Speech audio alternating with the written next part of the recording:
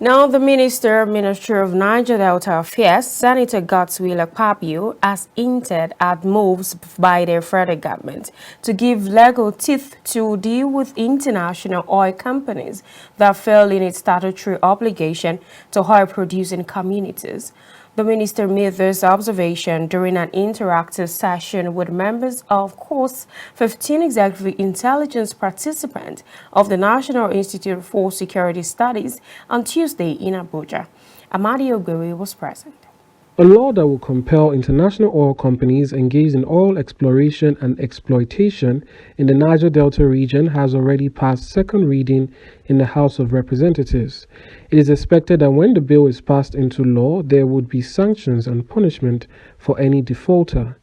The Ministry of Niger Delta Affairs, Senator Godswill Akpabio, who noted that environmental pollution resulting from the activities of oil and gas exploration in the region is real, said the federal government is ready with legal teeth to deal with any of the international oil companies that fail in their statutory obligations to oil-producing communities. The Niger Delta Development Commission itself, the law allows the IOCs to make contributions of 3% of their gross annual budget.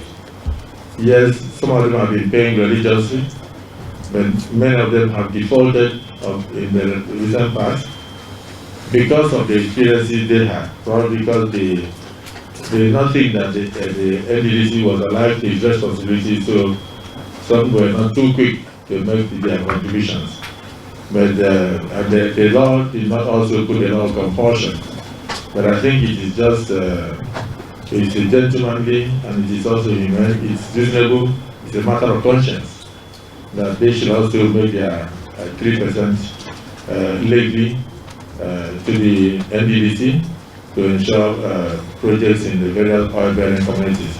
So the Ministry of Niger Delta is working with the various communities and the representatives of the IOCs to come up with a standard memorandum of understanding that will be something that will be signed between the various communities and the oil producers and the oil exploiters, so that way we can have peace and something that we are sure, depending on the needs of the various communities that you meet and will hold you accountable. As I speak now, the bill for the amendment has passed second reading. We will not allow people to come and do things in Nigeria that they cannot do in their countries.